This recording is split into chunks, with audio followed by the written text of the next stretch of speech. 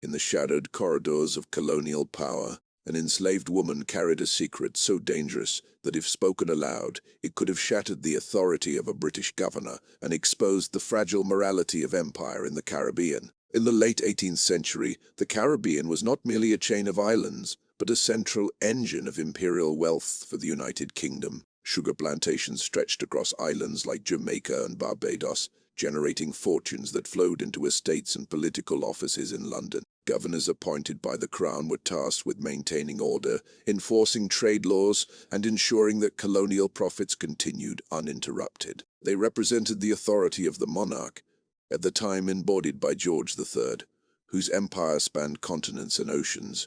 Within this rigid hierarchy lived an enslaved woman whose name was rarely written in official documents. She worked in the governor's residence, not as a field laborer, but within domestic quarters, moving silently through hallways where political conversations unfolded behind closed doors. Domestic enslaved workers occupied a unique and precarious position. They witnessed the private behaviors of powerful men while remaining legally invisible, their observations dismissed by a society that denied their autonomy. The governor was regarded publicly as disciplined and loyal, a defender of imperial order during a period when unrest simmered in various colonies. Yet beneath this carefully maintained image lay a secret that threatened both his personal reputation and political standing. Letters preserved in fragmented colonial archives suggest that he engaged in unauthorized trade dealings that bypassed Crown regulations. British law strictly controlled commerce between colonies and foreign powers, yet evidence indicates that shipments of sugar and rum were quietly redirected through intermediaries for personal profit. The enslaved woman discovered this secret not through deliberate investigation, but through proximity. She carried sealed correspondence from the governor's study to waiting couriers. She overheard hushed exchanges with merchants who visited at unusual hours. She recognized discrepancies between official proclamations and private instructions. Her literacy, acquired secretly from a sympathetic clerk, allowed her to glimpse the contents of documents she was not meant to understand. The forbidden secret was not merely financial corruption. It also involved a concealed relationship that defied the rigid racial and social codes of the colony. Records imply that the governor fathered a child with a free woman of mixed heritage, a liaison that, if publicly acknowledged, would have scandalized colonial society. The child's existence was hidden through discreet arrangements and financial support delivered indirectly. The enslaved woman became aware of this arrangement while delivering packages and observing patterns of secrecy. In a colony where social hierarchy was fiercely guarded, the revelation of such a relationship could destabilize authority. Governors derived power not only from law but from perceived moral superiority. Any suggestion of impropriety risked emboldening critics within the colonial assembly and opponents in Britain. Political rivals in London were already scrutinizing colonial governance, especially as tensions escalated toward what would become the American Revolutionary War. Scandal in one colony could echo across the Atlantic. The enslaved woman understood the danger of what she knew. Her life existed within a system that punished perceived insubordination brutally. Speaking openly would have meant severe punishment or death, yet silence also carried weight. Knowledge in such a context became both burden and protection. As long as the governor suspected she understood his secret, he treated her with cautious restraint. She was transferred away from harsher labor and assigned tasks within the residence, an unspoken acknowledgement of mutual awareness. The power dynamic shifted subtly. Though legally powerless, she possessed information capable of undermining a representative of the Crown.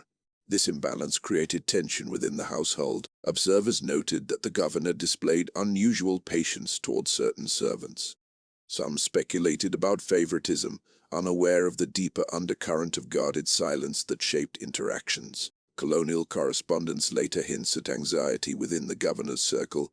One letter references concern about trusted individuals who knew too much. Another advises careful management of domestic staff. These cryptic remarks suggest recognition that secrets carried risk, not only from political rivals but from those forced to live closest to authority. The enslaved woman's story illuminates a broader truth about empire.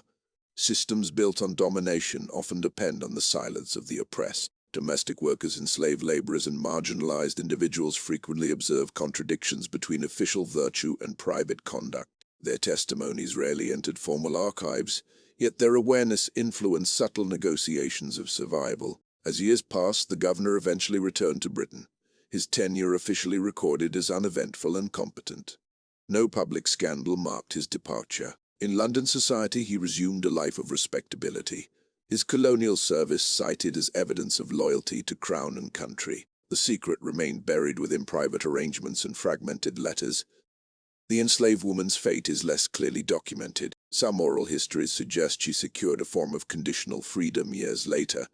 Others claim she was sold to another estate to sever proximity to sensitive knowledge. The archives do not confirm either account definitively, reflecting once again how official records prioritized elite continuity over marginalized lives. What endures is the recognition that within the governor's grand residence, power was not absolute.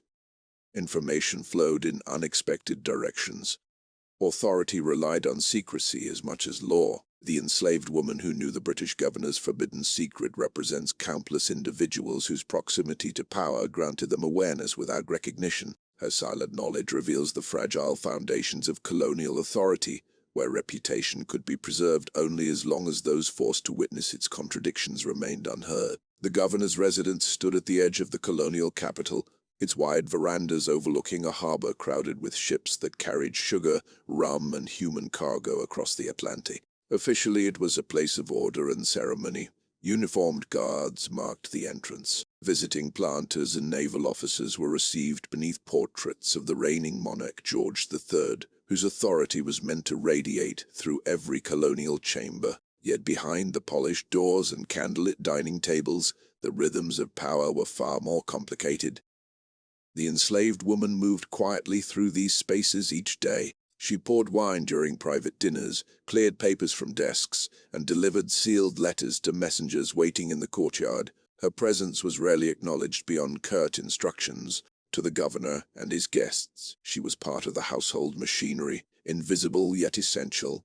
But invisibility created opportunity. While others spoke freely in her presence, assuming her ignorance, she absorbed details that would never appear in official proclamations. The governor had cultivated an image of rigid loyalty to the mercantile laws imposed by the British Parliament. Public speeches emphasized discipline, obedience, and the moral duty of maintaining imperial trade regulations. Smuggling and unauthorized commerce were condemned as threats to stability. Yet at night, conversations shifted tone. Merchants arrived discreetly, sometimes under cover of darkness, carrying ledgers and drafts that did not match the figures announced to the colonial assembly. Through repeated exposure, the enslaved woman began to recognize patterns. Certain ships entered the harbor without appearing in official port registries. Crates marked for British destinations were quietly redirected toward neutral intermediaries who traded with foreign territories. The governor's signature appeared on private letters authorizing these adjustments, letters she handled while transferring them between desk and dispatch case. Though she did not initially grasp the full economic implications, she understood that the instructions contradicted the public enforcement of trade laws. Her awareness deepened when she encountered correspondence referencing a discreet financial arrangement in London. Funds derived from these unauthorized shipments were routed through accounts connected to a merchant house with political ties. The language in the letters emphasized discretion and mutual benefit. This was not a careless deviation, but a calculated system designed to enrich select participants while preserving outward compliance. At the same time, another layer of secrecy unfolded within the residence. A free woman of mixed heritage was occasionally admitted through a side entrance, avoiding the attention of staff and visitors. The enslaved woman observed the governor's altered demeanor during these visits. The softened voice, the private conversations that extended late into the night. Months later, she noticed subtle changes in the pattern of packages dispatched from the residence. Small sums of money were delivered regularly to an address outside the central district, always without official notation. Eventually, through fragments of overheard dialogue, she pieced together the truth. The governor had fathered a child with this woman, in a colony rigidly structured by racial hierarchy. Such a relationship threatened both his political credibility and social standing. Though relationships between powerful men and women of color were not uncommon, Public acknowledgement could undermine the carefully cultivated aura of authority required to govern. The child's existence was concealed through indirect financial support and silence. Knowledge of both secrets placed the enslaved woman in a perilous position. She understood that the governor's involvement in unauthorized trade exposed him to accusations of corruption. She also knew that revealing his personal liaison could ignite scandal among rival planters eager to weaken his influence. Yet the very system that denied her legal personhood ensured that her testimony would carry little formal weight. Her survival depended not on confrontation, but on careful navigation of proximity. Subtle shifts in household dynamics suggested that the governor sensed her awareness. He began assigning her tasks that required trust, ensuring she remained within his immediate circle rather than exposed to harsher plantation labor. This arrangement functioned as a silent pact. She would maintain discretion, and in return she would be shielded from the most brutal aspects of colonial servitude. The balance was fragile, built not on equality but on mutual recognition of vulnerability. Political tensions within the colony intensified during this period. News from North America grew increasingly alarming as unrest edged toward open conflict that would become the American Revolutionary War. Imperial administrators feared the spread of instability across colonies. The governor's public posture hardened, emphasizing loyalty to the crown and strict adherence to order. The contrast between his rhetoric and private conduct became sharper in the enslaved woman's eyes. Her internal conflict deepened. Silence protected her life, yet it also sustained a system that oppressed countless others. She witnessed punishments imposed on enslaved individuals accused of minor infractions, while knowing that the highest official in the colony engaged in activities that violated the very laws he enforced. The injustice was profound, yet direct resistance would have been fatal. Over time, whispers circulated among domestic staff. Servants noticed patterns. They observed moods, absences, unusual visitors. Though none dared articulate accusations openly, an undercurrent of awareness spread quietly. The governor's authority rested increasingly on performance rather than unquestioned legitimacy. Even without formal exposure, the knowledge that his image masked contradiction altered how some within his household perceived him. The second phase of the story reveals the tension between public power and private truth. The governor's secrets were protected by status, distance, and systemic inequality, yet they were not invisible. They lived in the consciousness of those forced to operate in the margins of authority. The enslaved woman, through circumstance and proximity, became the keeper of truths that could have reshaped colonial politics had they ever reached sympathetic ears. Her silence was not ignorance, it was strategy. In a world structured to erase her voice, survival required calculation. A forbidden secret remained unspoken, but it shaped every measured step she took through the governor's residence, every letter she carried, and every glance exchanged in corridors where empire presented its most confident face while hiding its deepest contradictions. As political tension intensified across the Atlantic world, the governor's position grew more precarious, though outwardly nothing seemed amiss. Reports dispatched to London praised his steady leadership and unwavering loyalty to the crown. In correspondence addressed to officials connected with the British Parliament, he portrayed the colony as disciplined and profitable, a model of imperial order in contrast to the unrest spreading elsewhere. The name of George III was invoked frequently in speeches, reinforcing the image of a united empire bound by obedience and moral certainty. Inside the residence, however, the atmosphere was tightening. The enslaved woman sensed the shift first in the governor's tone.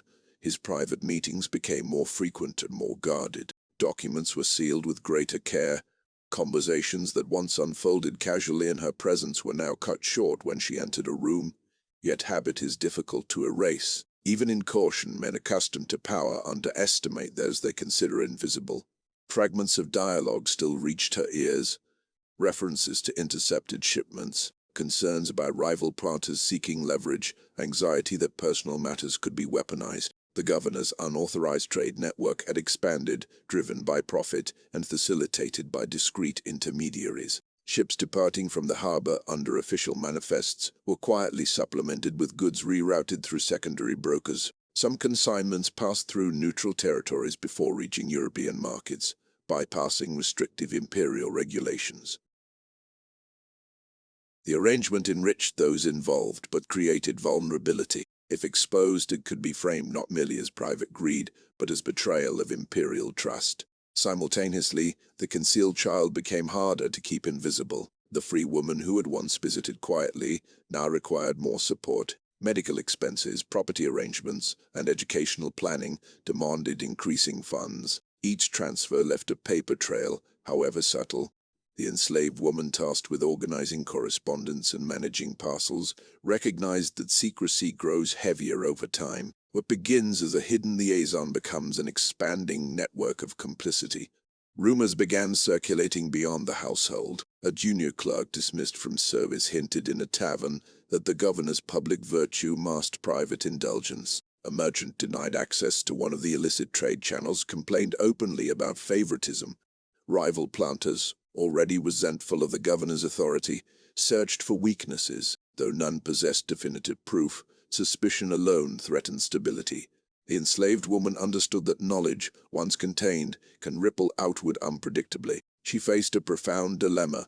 If rivals uncovered the trade violations, the resulting investigation might expose the personal secret as collateral damage. If the child's existence became public, political enemies could frame the governor as morally compromised and unfit to rule. In either case, the fallout would not spare her. Those seeking to silence scandal often eliminate witnesses first. During this period, she made a calculated decision that would shape the rest of her life. Rather than reveal what she knew or attempt to flee, she began documenting details privately, using scraps of paper acquired discreetly and fragments of literacy learned in secrecy. She recorded dates of shipments, names of intermediaries, and patterns of financial transfer. She did not write accusations, only facts. The act was not rebellion, but insurance. Should her life be threatened, evidence existed beyond memory. Political news from abroad heightened tension. Reports of rebellion in North America signaled the approach of what would soon become the American Revolutionary War. Imperial authorities feared contagion of dissent. Colonial governors were instructed to demonstrate vigilance and moral authority. Publicly, the governor delivered speeches condemning treachery and praising loyalty. Privately, he tightened control over correspondence and limited access to sensitive documents. One evening, a confrontation nearly erupted. A senior merchant, frustrated by exclusion from profitable routes, implied knowledge of irregularities during a dinner at the residence. The governor's composure faltered briefly. The enslaved woman, standing silently with a serving tray, saw the flicker of fear cross his face. The merchant was later reassigned favorable contracts, his potential grievance neutralized through incentive rather than force. The crisis passed, but the incident revealed how fragile the governor's position had become. The enslaved woman's presence within this volatile environment granted her insight but no security. She lived within a system that could discard her without explanation. Yet the very secrets that endangered her also granted leverage. The governor's continued restraint toward her suggested awareness that mistreatment might provoke unintended consequences. Their relationship became an unspoken negotiation. He maintained her relative protection within the household. She maintained silence. As months turned into years, the pressure of dual secrecy began to erode the governor's confidence. Correspondence with contacts in London indicates contemplation of returning to Britain earlier than planned. Officially, the decision would be framed as routine rotation of office. Unofficially, departure offered escape from growing risk. Distance from the colony could bury rumors beneath new responsibilities and social reintegration. Before his departure, arrangements were made to secure the child's future through intermediaries, ensuring continued financial support without embarrassment. The enslaved woman observed the final exchanges of documents, the sealing of envelopes, the careful packing of trunks. When the governor left the island, he did so with reputation publicly intact. For her, nothing outward changed. The residents welcomed a new administrator. Life resumed its routines. Yet the secret she carried remained embedded within memory and hidden pages. The governor's career in Britain would proceed without scandal. The child would grow under guarded anonymity. The unauthorized trade profits would blend seamlessly into imperial commerce. This third stage of the story reveals how power can retreat before exposure, choosing relocation over reckoning. It also highlights the quiet resilience of those forced into silence. The enslaved woman, denied voice in official history, preserved truth in private record. Though her writings may never surface, the possibility of their existence challenges the illusion that authority controlled every narrative. Empires often rely on the assumption that the marginalized leave no trace, yet proximity to power creates witnesses. In corridors where governors rehearsed loyalty to crown and country, an enslaved woman observed contradictions that could have altered reputations and disrupted political trajectories. Her silence was not submission but calculation, and her knowledge remained a silent counterweight to the carefully polished image of colonial authority. After the governor's departure, the official record described his tenure as disciplined and uneventful. Notices circulated through colonial offices praising his administrative steadiness and reaffirming loyalty to George III. In dispatches sent onward to London, the language was orderly and composed. There was no reference to unauthorized trade routes, no acknowledgement of discreet financial transfers, and certainly no mention of a concealed child whose existence could have unsettled the rigid hierarchy of the colony. On paper, his service blended seamlessly into the broader machinery of the United Kingdom and its expanding empire. Yet for the enslaved woman who remained behind, the governor's absence did not erase what she knew. It merely altered the shape of the danger. The new administrator arrived determined to assert authority quickly. Staff were reorganized. Domestic assignments were reviewed. Questions were asked about correspondence procedures and access to private chambers. In periods of transition, servants were often dismissed or sold to eliminate potential channels of gossip. The enslaved woman understood that continuity could be a liability. She had served too close to power for too long. Whispers began circulating among household workers that certain documents had vanished shortly before the governor's departure. A junior clerk reportedly noticed missing ledger pages tied to trade authorizations. The absence was subtle but unsettling. The new administration initiated quiet inquiries, not public investigations but internal checks intended to ensure no embarrassing residue lingered. The atmosphere thickened with suspicion. The enslaved woman felt the tightening circle. She still possessed her private notes, hidden carefully within the lining of a small chest among personal belongings few would think to examine. They contained dates, initials, shipment markings, and patterns of payment.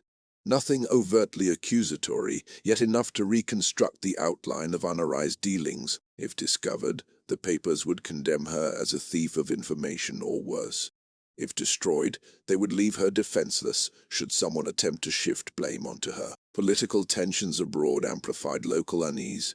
News of escalating unrest in North America suggested that imperial stability was far from guaranteed. Colonial governors were being scrutinized more closely, their actions measured against the looming crisis that would soon become the American Revolutionary War. In such a climate, any irregularity tied to a former official could trigger inquiry.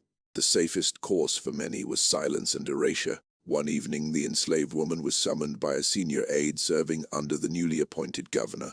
The request was framed as routine questioning about household procedures during the previous administration. She entered the study where maps of the island hung beside framed proclamations bearing the authority of the crown. The air felt heavier than usual. The aide's tone was polite but probing. He asked about correspondence routes, about visitors admitted through private entrances, about unusual shipments handled in the governor's final months. She answered carefully, offering only what was publicly observable and withholding anything that might reveal the depth of her knowledge. In colonial systems tied to the United Kingdom, enslaved testimony carried little formal weight unless it served the interests of power. Yet accusations from enslaved individuals could still provoke harsh reprisal if deemed disruptive. Her safety depended on precision. She neither confirmed nor denied irregularities. She described routine, nothing more. The aide's questions revealed something significant. Rumors had not entirely disappeared with the former governor's departure. Fragments of suspicion lingered, enough to trigger a quiet review, but without documentation, without a complainant of status, and without direct financial disruption, there was no appetite for full exposure. Stability mattered more than retrospective accountability. Reports sent onward to London emphasized administrative transition and renewed discipline. No formal investigation was launched. In the months that followed, subtle changes reshaped the residence. Staff who had served closely under the previous governor were gradually reassigned. Some were sold to distant plantations. Others were transferred to less sensitive duties. The enslaved woman narrowly avoided removal, possibly because her demeanor had never drawn suspicion, or because dismissing too many servants at once might signal that something required concealment. Her survival became an act of quiet endurance. Meanwhile, in Britain, the former governor resumed life within elite circles. His colonial experience enhanced his reputation as a steady hand in uncertain times. At gatherings in London, he spoke of maintaining order in the Caribbean, invoking loyalty to George III and the importance of safeguarding imperial commerce. The narrative was simple and reassuring. No whispers of illicit trade or hidden paternity reached the drawing rooms where influence gathered. The child, growing beyond infancy, remained shielded through intermediaries. Funds were routed discreetly through merchants with no direct trace to the governor's name. Property was acquired under trusted associates. Distance provided insulation. Across the Atlantic, time diluted immediacy. The longer silence endured, the less likely exposure became. For the enslaved woman, however, the moral weight of knowledge did not fade. She witnessed continued punishments inflicted on others for minor breaches of discipline. She heard speeches about order and virtue delivered by officials who believed themselves untouchable. The contrast between proclaimed righteousness and concealed transgression deepened her awareness of how power functioned. Authority relied not solely on force but on managed perception. Years passed. Political landscapes shifted as the conflict in North America reshaped imperial priorities. Attention moved elsewhere. The colony adapted to new economic pressures and administrative reforms. The former governor's secrets receded further into obscurity. Documents were archived or lost, memories softened. Those who had suspected irregularity either benefited from silence or lacked proof to challenge it. At some point, the enslaved woman made a final decision regarding her hidden notes. Recognizing that written evidence posed as much risk as protection, she chose to conceal them beyond easy discovery. Whether she buried them, entrusted them to someone sympathetic, or destroyed them entirely remains unknown. The archives offer no confirmation. What endures is the possibility that fragments of truth once existed in her careful script. Her life, like that of countless enslaved individuals, did not enter official history with clarity. She was not recorded as a witness, reformer, or accuser. Yet her proximity to power reveals an enduring truth about empire. Systems built on hierarchy are sustained by those who observe more than they are permitted to say. A governor's forbidden secret survived because she remained silent, but her silence was not submission. It was a deliberate calculation shaped by survival, intelligence, and awareness of consequence. In the end, the story is not only about corruption or concealed lineage. It is about the fragile architecture of authority. A governor represented the might of the crown, backed by imperial law and naval strength. Yet his position depended on the discretion of those he considered invisible. An enslaved woman, denied rights and recognition, carried knowledge capable of destabilizing his carefully constructed image. That knowledge remained unspoken, but it existed, and its quiet presence exposes the vulnerability that always lies beneath unchecked power.